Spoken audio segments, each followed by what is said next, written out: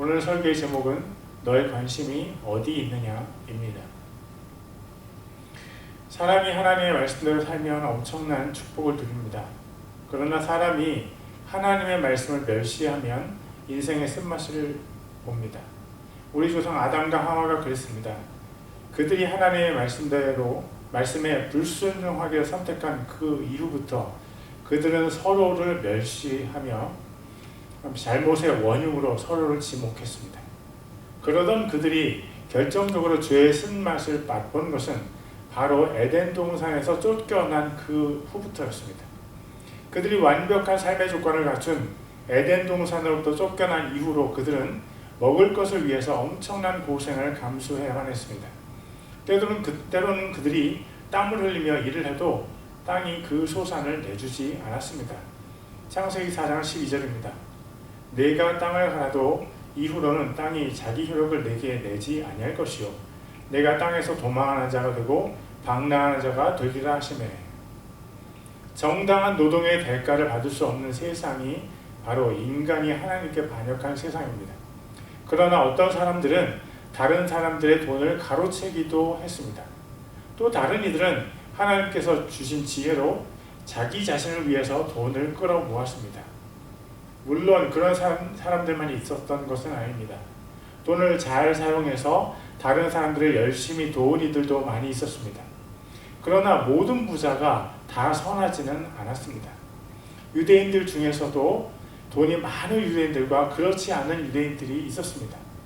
돈이 많은 유대인들 중에서도 선한 일을 많이 하는 사람들이 있었던 반면 자기 탐욕이 이끌려서 자신의 삶을 악한 것으로 채운 유대인들도 있었습니다. 초대교회 시절에, 그러니까 신약 성경이 쓰여졌던 그 시기 유대인 교회들은 부자들을 통해서 시험을 당하고 있었습니다. 부자들의 탐욕과 또 교회 리더들의 탐욕으로 인해 교회 안에 차별이 횡행했고 많은 사람들이 시험에 들고 교회를 떠났습니다. 어떤 이들은 아예 주님을 떠나기도 했습니다. 이것이 바로 부자들로 인해 시험에 든 교회의 모습입니다. 그렇다면 우리가 고민을 해봐야 합니다. 교회가 어떻게 하면 이런 종류의 시험에 들지 않을 수 있을까? 무엇이 교회를 마귀의 시험에서 구해낼 수 있을까? 역시 답은 간단합니다.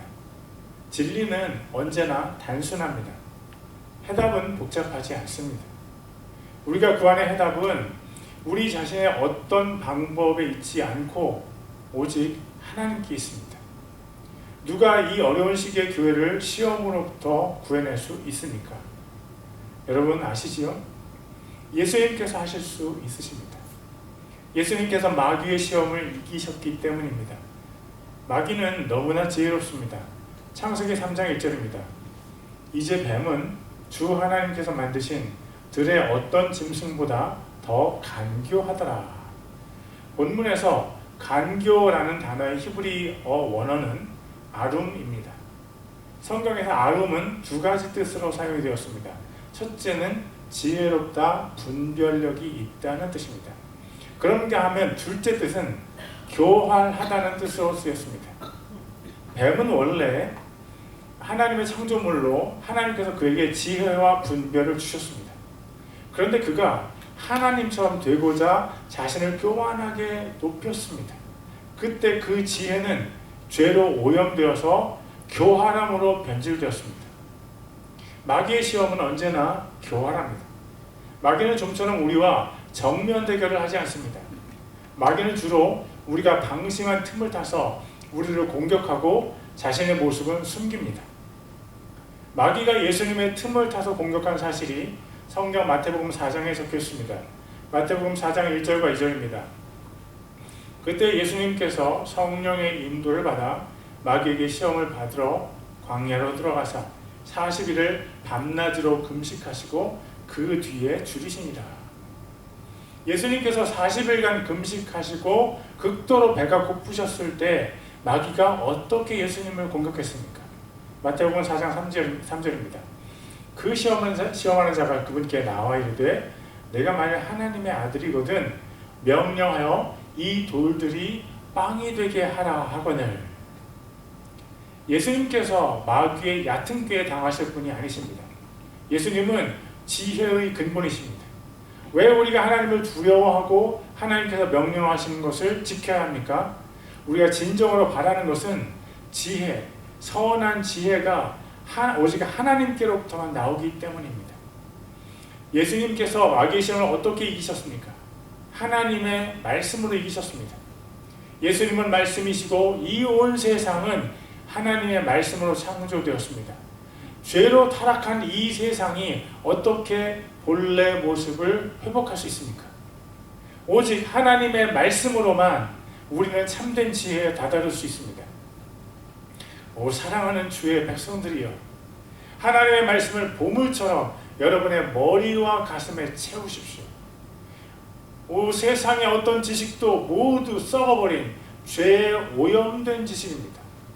그것들이 우리에게 어느 정도의 유익을 줄 수는 있습니다. 그러나 영원을 향한 좁은 길을 가는 우리가 취해야 할 가장 소중한 것은 하나님의 말씀입니다.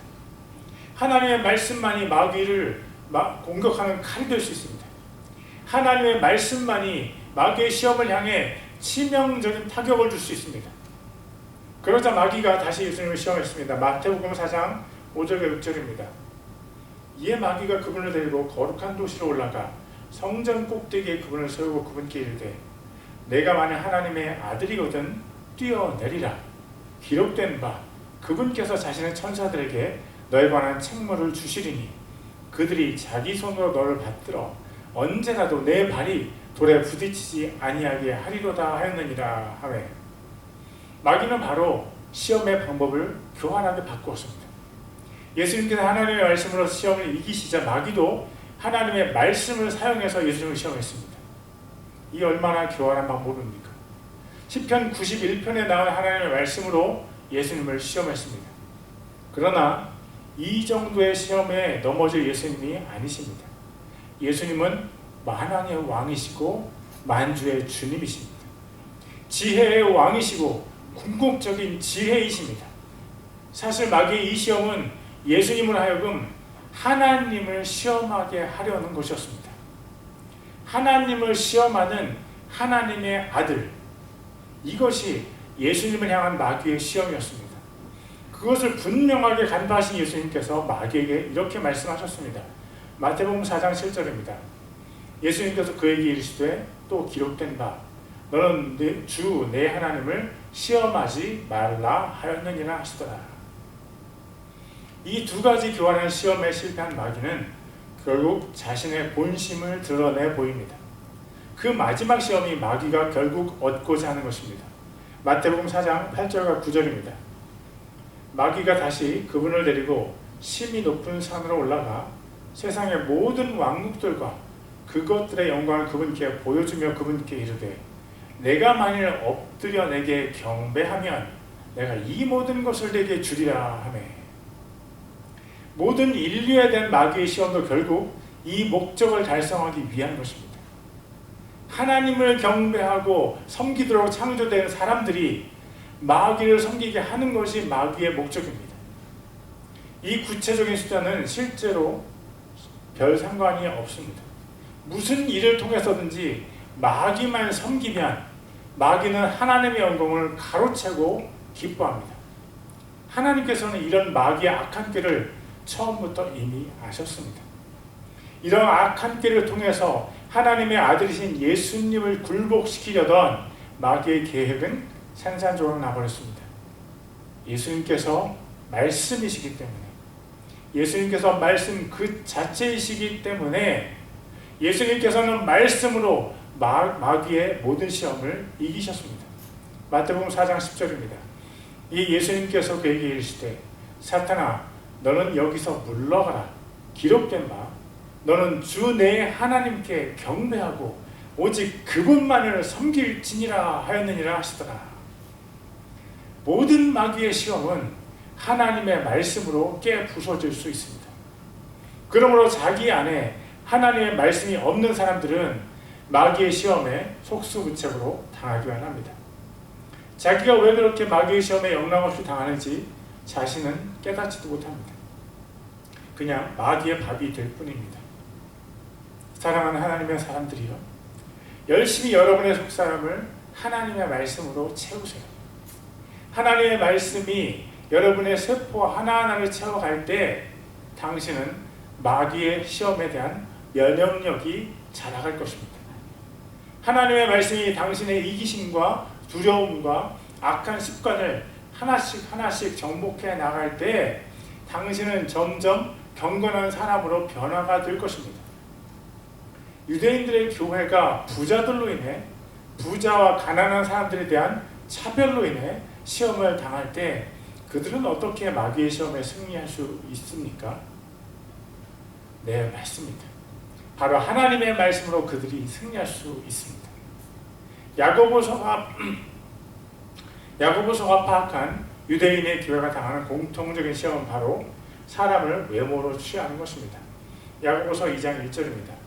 내 형제들아, 영광의 주 곧 우리 주 예수 그리스도의 믿음을 가지고서 사람을 외모로 취하지 말라.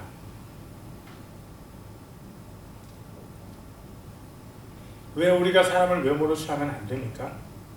우리는 영광의 주님이신 우리 주 예수 그리스도의 믿음을 가진 사람들이기 때문입니다. 우리가 주 예수님을 믿는 우리 자신의 믿음으로 의롭게 됩니까? 아니면 주 예수님의 믿음으로 의롭게 됩니까? 우리는 누가 뭐라 해도 주 예수님의 믿음으로 의롭게 되었습니다. 우리는 우리 자신의 어떤 선함으로 의롭게 되지 않았습니다. 그렇다면 그리스도 안에서 우리는 모두 자격이 없는 사람들입니다. 어느 누구도 하나님 앞에서 자신을 높일 수가 있습니까? 아닙니다. 하나님 앞에서 자신을 높이는 그 순간 그 사람은 마귀의 시험에 굴복하게 됩니다. 우리가 만약 주 예수님의 믿음으로 의롭게 되었다면 우리에게는 자랑거리가 전혀 없습니다. 그러므로 주 예수님의 믿음을 가진 우리가 어떻게 다른 사람을 차별할 수 있다는 말입니까? 돈이 없는 사람은 하나님의 사람이 아닙니까? 또는 돈이 많은 사람은 옷이 화려하고 금장신구로 치장한 사람은 세상에서처럼 교회에서도 높임을 받아야 합니까? 기억하십시오. 우리 주 예수 그리스도께서 이 세상에 계실 때 어떤 것으로 자신을 치장하셨습니까? 예수님께서는 그 어떤 것으로도 자신을 치장하지 않으셨습니다. 오직 겸손과 진리로 자신을 치장하신 분이 예수님이십니다. 왜 예수님께서 자신을 화려한 옷과 금장신구로 치장하지 않으셨습니까? 그것들이 다 쓸데없는, 하늘나라에서는 쓰레기에 불과한 것들이기 때문입니다. 쓰레기를 걸치고 자랑하는 짓을 예수님께서 하시겠습니까? 그런데 우리는 종종 이 세상의 것들을 가지고 자신을 자랑합니다. 야고보서 2장 2절과 4절입니다. 만일 너희가 너희 집회에 금반지를 끼고 아름다운 옷을 입은 사람이 들어오고 또 허름한 옷을 입은 가난한 사람이 들어올 때 너희가 화려한 옷을 입은 자에게 관심을 기울여 그에게 이르되 여기 좋은 자리에 앉으소서 하고 또 그 가난한 자에게 이르되 거기 서 있든지 여기 내 발받침 밑에 앉으라 하면 너희가 너희끼리 차별하며 악한 생각으로 판단하는 자가 되지 아니하였느냐? 우리는 세상에서 어떤 사람에게 관심을 기울입니까? 부자들에게 관심을 기울입니다. 돈이 많은 부자, 춤을 잘 추고 노래 잘하는 부자, 음식 솜씨가 좋은 부자, 말하는 부자, 말 잘하는 부자. 그렇다면 교회는 어떤 사람에게 관심을 기울입니까? 세상이 관심을 기울이는 바로 그 부자들에게 교회가 관심을 기울인다면 교회는 이미 세속화가 된 것입니다. 교회가 세상이 되어버린 것입니다. 그런데 솔직히 말하자면 목사인 저도 부자에게 관심을 기울이지 않을 자신이 없습니다. 당장 다음 주일에 부자 성도가 등록을 하고 교회에 큰 돈을 헌금한다면 저의 심장은 춤을 출 것입니다. 여러분, 만약 여러분의 목사에게서 그런 낌새가 느껴진다면 저를 용서하시고 저를 긍휼히 여겨주시기를 부탁드립니다. 저도 인간입니다. 그래서 주님께서 제게 이 말씀을 가지고 설교하게 하시는 것 같습니다. 부자 성도로 인해 제가 흔들리는 것 같을 때 여러분이 저를 붙잡아 주세요. 제가 흔들리지 않도록. 부자 성도로 인해 저의 판단이 흐려진다고 느껴질 때 여러분에게 부탁합니다. 제게 따끔한 말을 해서 저를 깨워주세요. 제가 회개하고 다시 중심을 잘 잡도록 저를 도와주세요. 그 옛날 유대인들의 교회에는 좋은 자리가 있었고 앉아서 발을 놓는 발받침도 있었습니다. 아마도 그 좋은 자리는 높은 의자였던 것 같습니다. 교회에도 신분의 고하가 있었고 교회에도 차별이 있었습니다. 어떤 사람은 높은 의자에 앉아서 발받침 위에 발을 놓고 고상하게 예배를 드렸습니다. 반면 어떤 사람은 그 발받침 옆 바닥에 앉아서 예배를 드렸습니다. 그런 모습을 가진 교회가 잃어버린 모습, 잃어버린 정체성은 무엇일까요? 그것은 바로 하나님께서 사람의 중심을 보신다는 사실이었습니다. 이스라엘의 초대왕 사울이 하나님께 버림을 받았을 때 사무엘 선지자는 두 번째 왕 다윗을 찾아가서 기름을 붓습니다. 사무엘 선지자가 다윗의 큰 형을 보고서 그를 두 번째 왕이라고 생각했습니다. 그때 하나님께서 사무엘 선지자에게 하신 말씀입니다. 사무엘상 16장 10절입니다. 주께서 사무엘에게 이르시되 그의 용모나 키의 크기를 보지 말라. 내가 이미 그를 버렸노라. 주는 사람이 보는 것처럼 보지 아니하나니 사람은 겉모습을 보나 주는 마음을 보느니라. 하나님은 외모를 보지 않으십니다. 하나님은 사람과 다르십니다. 사람은 외모를 보지만 하나님께서는 그 사람의 마음, 그 사람의 영의 상태를 보십니다. 사무엘 선지자의 눈에는 키가 크고 잘생긴 다윗의 첫째 형이 이스라엘의 둘째 왕이었습니다. 그러나 하나님께서는 더러운 옷을 입고 썩은 냄새가 나며 밤낮으로 양을 치고 있던 다윗을 기뻐하셨습니다. 야고보서 2장 5절입니다. 내 형제들아 귀를 기울이라. 하나님께서 이 세상의 가난한 자들을 택하사 믿음에 부요하게 하시고 또 자신을 사랑하는 자들에게 약속하신 왕국의 상속자들로 삼지 아니하셨느냐? 누가 12사도가 되었습니까? 직장도 없고 돈도 없고 명예는 더더군다나 없는 갈릴리의 촌사람들이었습니다. 누가 이스라엘의 두 번째 왕이 되었습니까? 자기 가족들에게까지도 인정받지 못한 양치기 다윗이었습니다. 누가 하나님의 나라에서 큰 사람입니까? 그런 사람은 부자일 수도 있지만 오히려 가능성은 가난한 사람에게 더 있습니다. 하나님 나라에서 큰 사람은 오히려 이 세상에서 비천한 사람일 가능성이 더 높습니다. 왜요? 이 세상에서 부자로 살아가기 위해서 이 세상의 방법을 사용하는 사람이 동시에 하나님을 사랑하기가 너무 어렵기 때문입니다. 그래서 예수님께서 이렇게 말씀하신 것이 아닐까요? 마태복음 19장 23절입니다. 그때 예수님께서 자기 제자들에게 이르시되 진실로 내가 너희에게 이르노니 부자는 하늘의 왕국에 들어가기가 어려우니라. 예수님의 동생 야고보 사도가 이렇게 힘주어 이야기합니다. 야고보서 2장 6절과 7절입니다. 그러나 너희는 가난한 자들을 업신이 여겼도다. 부자들은 너희를 학대하고 재판석 앞으로 너희를 끌고 가지 아니하느냐? 그들은 너희를 부를 때 쓰는 그 귀한 이름을 모독하지 아니하느냐? 가난한 사람과 부자 중에 누가 우리에게 좋지 않은 일을 할 가능성이 높습니까? 돈이 있는 사람이 가난한 우리를 더 멸시합니다. 노래 잘하는 사람이 노래 못하는 사람을 멸시할 가능성이 더 높습니다. 음식을 잘하는 사람이 음식 솜씨 없는 사람을 깔보는 경우가 더 많습니다. 힘이 센 사람이 힘이 약한 사람을 얕봅니다. 그러나 우리는 부자들을 좋아합니다. 노래 잘하는 부자 옆에 있으면 우리의 귀가 호강하고 음식 잘하는 사람 옆에 있으면 우리 입이 호사를 누립니다. 힘이 센 사람 옆에 있으면 우리가 보호를 받을 수 있습니다. 그래서 우리는 부자들을 좋아하고 부자들로부터 떨어지는 떡고물을 좋아합니다. 그러나 우리가 주의해야 할 것이 있습니다. 우리가 누리는 그런 것들을 하나님께서 좋아하실까요? 부자들이 하나님께 어떤 유익이 될 수 있을까요? 돈이 많은 부자가 교회를 이롭게 할 수 있습니까? 부자가 와서 교회 마당에 새롭게 주차장을 만들어주면 고마운 일일 것입니다. 그러나 그것이 정말로 하나님의 교회를 이롭게 하는 것입니까? 교회를 이롭게 하는 부자는 이런 사람입니다. 왼손이 하는 일을 오른손이 모르게 하는 사람. 틈만 나면 하나님을 자랑하지만 자기 자랑이 나오는 곳에서는 조용히 자리를 떠나는 사람.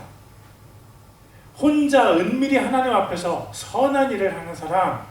그런 사람을 하나님께서 좋아하십니다.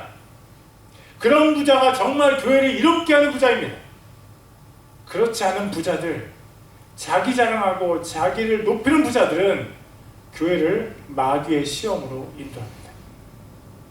이제 정말로 중요한 성경 구절을 보려고 합니다. 오늘 설교의 핵심 성경 구절입니다. 이 구절은 외워도 좋습니다. 야고보서 2장 8절과 9절입니다. 너희가 성경 기록에 따라 너는 내 이웃을 내 자신과 같이 사랑하라 하는 왕가의 법을 성취하면 잘하거니와 너희가 사람의 외모에 관심을 두면 죄를 범하고 율법에 의해 범죄자로 확정되리라. 이 구절은 시험에 든 유대인들의 교회를 향해서 하나님께서 주신 처방전입니다. 이 구절이 야고보서 전체의 핵심 구절입니다. 우리는 지난 몇 달간 야고보사라는 샌드위치를 먹어왔습니다. 처음 2주간 우리는 가장 바깥에 있는 빵들을 먹었고 그 다음부터 매 2주 동안 샌드위치 양쪽에 같은 재료들을 먹어왔습니다. 그리고 오늘은 샌드위치의 가장 마지막 음식을 먹는 날입니다. 오늘 설교의 본문이 야고보서의 고기 패티입니다. 그런데 그 고기 패티 중에서 가장 맛있는 부분이 바로 이 구절입니다. 이 구절을 통해서 우리는 하나님께서 칭찬하시는 성도의 모습을 볼 수 있습니다. 야고보서 2장 8절입니다. 너희가 성경 기록에 따라 너는 내 이웃을 내 자신과 같이 사랑하라 하는 왕가의 법을 성취하면 잘하거니와. 진리는 너무나 단순합니다. 어렵지 않고 언제든지 확인할 수 있습니다. 이웃을 사랑하라. 야고보 사도가 시험에 처한 유대인들의 교회에 주는 처방이 바로 이웃을 사랑하는 것입니다. 여러분 이웃을 사랑하십니까? 여러분 교회 안에서도 여러분의 이웃을 사랑하십니까? 여러분 여러분의 바로 옆에 있는 이웃을 여러분은 사랑할 수 있습니까? 만약 우리가 우리의 이웃을 사랑할 수 있다면 우리는 하나님께로부터 사랑을 받은 사람이라고 자신을 소개할 수 있을 것입니다. 왜냐하면 예수님께서 하나님께서 또 성령님께서 우리를 사랑하셨기 때문입니다. 요한일서 4장 10절입니다. 우리가 하나님을 사랑하지 아니하였으나 그분께서 우리를 사랑하시고 자신의 아들을 보내사 우리의 죄들로 인한 화의 헌물로 삼으셨으니 여기에 사랑이 있느니라. 참 사랑은 어디에 있습니까? 이 세상에서 정말로 우리를 사랑해주는 그 사람은 어디에 있습니까? 누가 나를 진심으로 사랑해줍니까? 너무나도 안타까운 사실이지만 아무도 없습니다. 우리를 가장 사랑해주는 사람을 생각하면 많은 사람들이 자기 어머니를 생각할 것입니다. 그러나 어머니들마저도 극한의 상황이 오면 자녀를 버리고 자녀에게 몹쓸 짓을 하게 됩니다. 사람은 정말로 믿을 수 없습니다. 그렇다면 어디에서 우리는 참사랑을 찾을 수 있습니까? 참사랑은 오직 하나님에게서만 찾을 수 있습니다. 하나님께서 우리를 얼마나 사랑하셨습니까? 요한일서 4장 10절에서 우리를 사랑하시는 하나님을 설명합니다. 첫째, 하나님께서는 우리가 하나님을 사랑하지 않을 때 우리를 사랑하셨습니다. 우리가 이런 사랑을 세상에서 볼 수 없었습니다. 누군가 나를 사랑해주면 우리는 그 사랑에 감격해서 그 사람을 사랑할 수 있습니다. 그러나 그렇지 않은 경우도 꽤 있습니다. 누군가 나를 사랑해주지 않는데도 내가 다른 사람을 사랑해주는 경우가 있습니까? 있습니다. 짝사랑이 그런 경우입니다. 그렇지만 누군가가 나에게 쉬지 않고 해를 끼치는데도 불구하고 내가 그 사람을 사랑하는 경우도 있습니까? 그런 경우는 없습니다. 예외가 있다면 오직 하나님에게서만 찾을 수 있습니다. 하나님께서는 우리가 하나님의 원수가 된 그 상태에서 우리를 사랑하셨습니다. 우리가 하나님께 등을 돌리고 우리가 하나님을 원망하고 미워할 때 하나님께서 우리를 사랑하셨습니다. 하나님께서 하나님의 원수인 우리를 사랑하셨습니다. 둘째, 하나님의 사랑은 자신의 독생자이신 예수님을 우리를 대신한 화해 헌물이 되게 하신 것입니다. 하나님께서 우리와 화해하시기 위해서 무죄하신 예수님에게 우리의 죄를 뒤집어 씌워서 죄의 형벌을 받게 하셨습니다. 꼭 그렇게까지 하셔야 했을까요? 꼭 예수님을 십자가에 죽게 하셨어야 했나요? 왜 예수님을 가장 고통스러운 지옥의 밑바닥에서 고통을 당하게 하셨어야 했을까요? 그냥 대강 아프게 하시면 안 되셨을까요? 만약 예수님께서 그렇게 대강 고통을 당하셨다면 어쩌면 죄인의 괴수라고 했던 바울을 위한 죄값을 지불하지 못하셨을 가능성도 있을 것 같습니다. 만약 예수님께서 아주 약한 고통을 치르셨다면 예수님의 십자가는 아마도 아주 작은 죄를 작은 죄를 지은 죄인들만 구원할 수 있지 않으셨을까요? 왜 예수님께서 십자가에서 뼈가 갈라지면서 심장이 터져서 돌아가셔야만 했습니까? 왜 예수님께서 그 심한 가장 깊은 지옥의 고통을 당하셔야만 했습니까? 이 세상에서 가장 악한 죄를 지은 죄인이라도 하나님께서 사랑하시기 때문입니다. 어떤 죄를 지은 사람이라도 자기 죄를 깨닫고 회개하고 예수님을 믿으면 모든 죄값을 면제받게 하기 위해서 그러신 것입니다. 그것이 하나님의 사랑입니다. 이 세상에서 가장 악한 죄인이라도 용서하실 준비가 되신 그분이 바로 우리의 하나님이십니다. 그렇기 때문에 하나님의 사랑의 그 깊이와 높이와 넓이와 길이를 우리가 측량하지 못하는 것입니다. 하나님의 사랑이 얼마나 크십니까? 누가 아는 사람이 있습니까?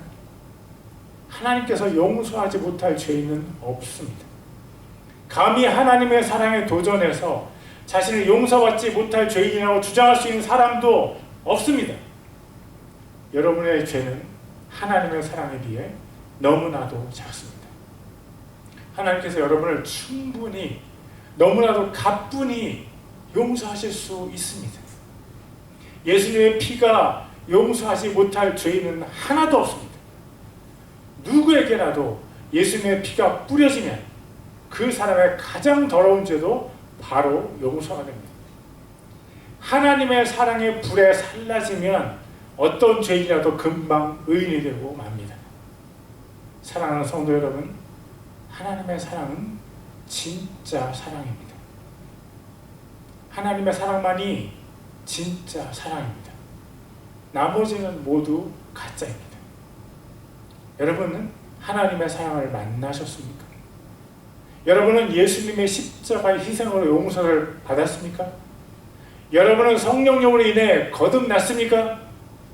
그랬다면 여러분은 진정한 하나님의 사람입니다. 그런데 문제는 진정한 하나님의 사람들이 모인 교회가 본질을 잃어버릴 때 일어납니다.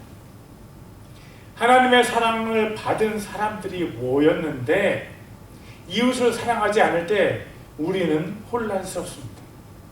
그것도 다른 사람이 아닌 나 자신의 생각과 행동으로 이웃을 미워할 때 우리는 심한 정체성의 혼란을 겪습니다. 물론 그렇지 않은 사람들도 있습니다.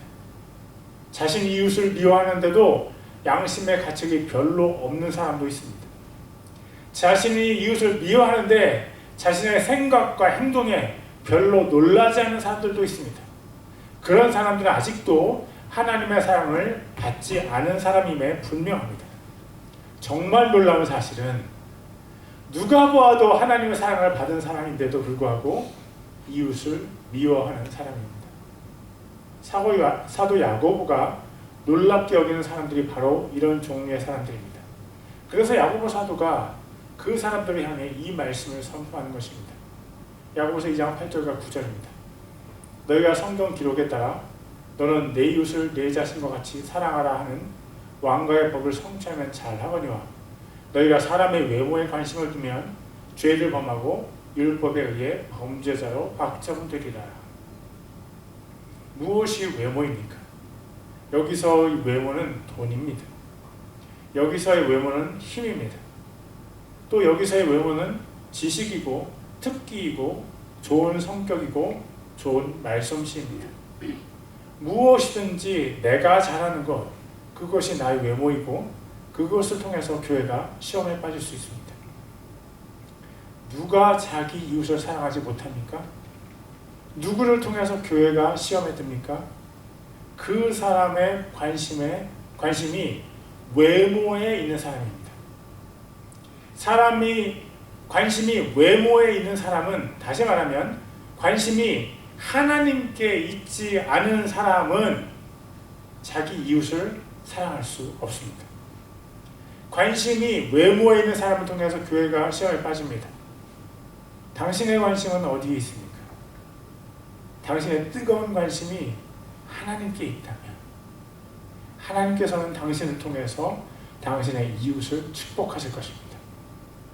당신의 관심이 하나님의 나라에 있다면 당신은 축복의 통로로 하나님의 사용을 받을 것입니다. 당신의 관심이 성령님께 있다면 당신은 온 땅에 성령님의 불을 전하게 될 것입니다. 당신의 관심이 하나님의 사랑에 있다면 당신은 자연스럽게 이웃을 사랑하게 될 것입니다. 관심은 나의 마음이고 내가 좋아하는 무언가를 향해서 나를 이끌어갑니다. 예수님께서 하나님의 말씀으로 마귀의 시험을 이기셨습니다. 관심이 아직도 세상에 있는 하나님의 사람들에게 하나님께서 이 말씀을 주셨습니다. 야고보서 2장 8절과 9절입니다. 너희가 성경 기록에 따라 너는 내 이웃을 내 자신과 같이 사랑하라 하는 왕가의 법을 성취하면 잘하거니와 너희가 사람의 외모에 관심을 두면 죄를 범하고 율법에 의해 범죄자로 확정되리라. 우리의 외모를 보지 않으시고 우리의 중심을 보시는 하나님께서 우리에게 부르십니다.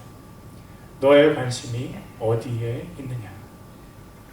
우리의 관심을 하나님께 드립시다.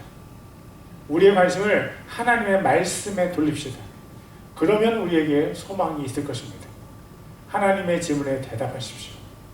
너의 관심이 어디에 있느냐? 기도하겠습니다. Let's pray.